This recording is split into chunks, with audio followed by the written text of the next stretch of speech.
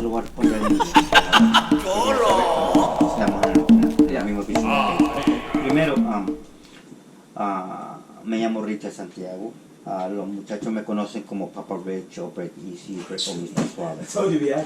Y a la respuesta tuya, primero hay que dar una definición a estabilizar qué es la comunidad, porque puede ser una comunidad que son activos en este movimiento de baile de break, si estamos en eso, porque tú puedes estar en una comunidad que no sabe nada de break y la respuesta de hey, oh, oh, es dirigido solamente a un paso.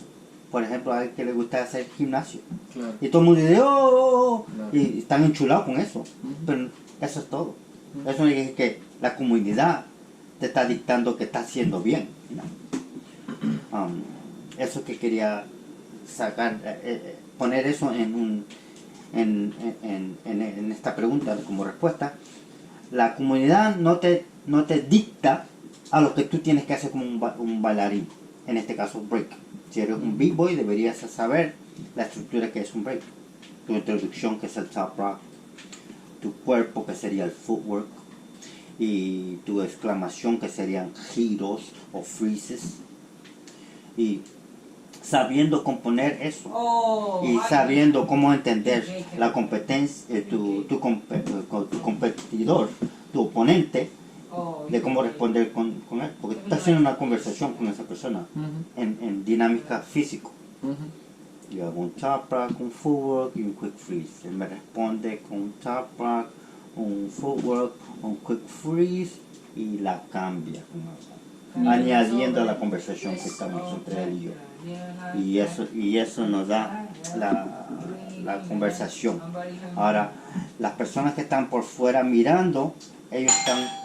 Si la comunidad entiende todo lo que hace un b-boy y la comunidad es en compañía, en la misma dirección, los que están de vista y son activos en el movimiento de break o en el movimiento del baile y entienden el movimiento, y los b-boys están buscando a ese aplauso, a ese hype de when you're competing and you're looking at two b-boys and you're the viewer, and then you go, hey ho, does that necessarily mean that the person is doing well? No, it could be the opinion of those viewers. Some viewers may like footwork, some viewers may like power moves, some viewers may like top, some viewers may like dancing, some viewers just like the acrobatics, you know. Now, if that community is very strong and supportive, they will look at everything unbiasedly. But as we know, there's many people that can be biased. Because like I said, they may be b-boys from their local community that may compete against someone that's not in their community. So they're going to be partial to that person. Now, if we were in a beautiful environment, a community that understands all this and is not self-opinionated, then I would say, okay, it's ideal. It's possible that the community can help shape the development of that one individual that's competing. So, if the individual does very well in it, he's not gonna get props. Your question is very it's crazy all over. Yeah, it's too much. But I need to understand that. Okay, if you're talking about the community accepting, let's say, and let's break it down to my example. Okay. We'll narrow things down. All right. Okay. All right. Here in New York City, Brooklyn, Williamsburg, the community is very supportive to b-boys. You know why? Because they see b-boys everywhere. The b-boys are not just going to events. Nobody does that. Well, some do.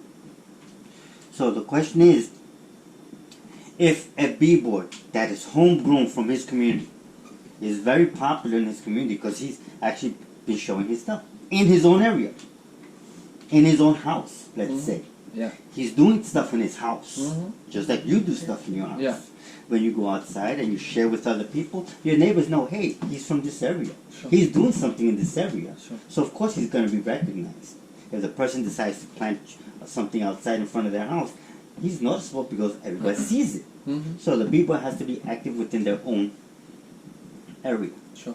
So in order for them to be acknowledged by the community, because if you don't do anything, you're not doing anything. Simple. You have to do something, and not because of the fact that you want to shine and you want to lucite or look good. You don't do it for that reason. You do it for one reason, and this is what it applies to me. You do it one selfishly, selfless. You know, you have to do it for yourself. So in a while, it may seem that it's selfish, and it is selfish because you got to take care of yourself. Like me, I take care of myself. I love the stuff that I do. So this way, as a dancer here, what I do is I'm selfish because this is my hood, my area. So everything that I do is going to be because I like to do it. I like to listen to the funk, rock, and soul. So everybody that comes here is going to listen to funk, rock, and soul in my area. Now, if I like to dance in the mode of, let's say, break or rock or pop or lock, then everyone that comes here is going to see that break, that pop, the lock. Now, if I want to share with somebody's music, then I'll play that music here, and then somebody will listen to that in the area. So in other words, it's like planting a seed right outside my garden, because my space is my garden. So everything that I do applies in that area. So now, once I step out of the house, I see that plant is starting to blossom. So then I can go further. Someone in the area is going to be like, wow, smell that plant, smell that rose, or whatever you plant. It's visible, so now it's outside. And it's part of the community. You're in that community. So it starts off with you expanding yourself. And then others will share with that. Because now you planted something outside, which is the love for music or the love for the dance. So then as you step further out, you see that your garden is expanding. But other people are coming into that garden as well. So they're picking up from them. And they're looking like, wow, that's nice. So they can enjoy it. Now you're breaking bread, you're sharing with the community. And that's what happens here. And this is what happens with the dance movement as well. Is that it's not so much about just doing it for the community, because you're not. You got to start off by doing it for yourself. Because it's supposed to make you feel good. It's supposed to be enjoyable. It's supposed to be for you first. But what happens is, in that self-awareness, you're learning how to bond with the community.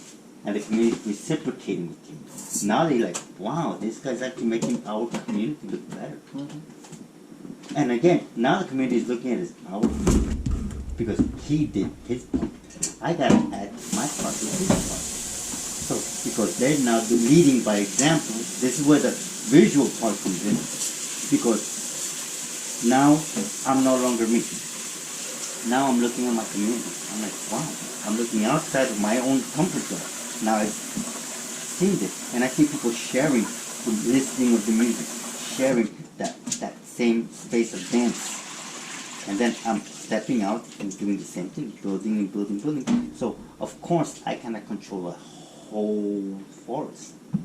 Someone's going to come along into the forest, and that person's going to do their thing. Well, it could be something positive and help do the same thing because they see that I've done the same thing, or they could do something damaging. Because it happens. You have it. Checks and balances.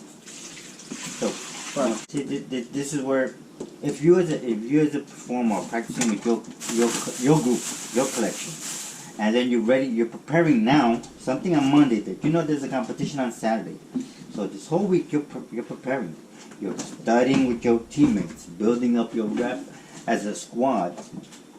All you're doing right now is just practicing. There's no such thing as building up the rep. You're practicing routines. You're practicing how to be a little bit more independent. You're practicing how you fall in sync with each other. That's the bonding that you do. Now, the moment that you see the society and the b-boy come together is the moment when they're in competition. Now, if you're telling me that the people that are in charge of the competition know exactly about the hip-hop community and they know about b-boy and the judges know that and the community knows that. I was referring actually to a not to an official competition. I was referring to a cypher. Well, this is where it comes down to. A cypher can happen any place. Sure. Me growing up, I go outside, at the corner there's a cypher. I'm not preparing for a cypher. It's a different thing. If I'm preparing for a competition, it's just like you having a science experiment. You have two seeds. One that you just add water, dirt, Let it go and let it do its own thing. Let it do whatever it wants. You're not controlling it. The other one, you're controlling it. Now you're gonna put only mineral water. You're gonna put not soil, but you're gonna put a cotton ball. Okay. Now that one you're controlling it. Sure. So if I go to a competition, that's a controlled environment. You understand what I'm saying? Yeah, I understand. I go to Red Bull, that's a controlled environment. Yeah, that's. If I go right now, let's say you meet right now, we want to go downtown Brooklyn, I bet you can find a B-boy battle. Okay. Raw. Okay.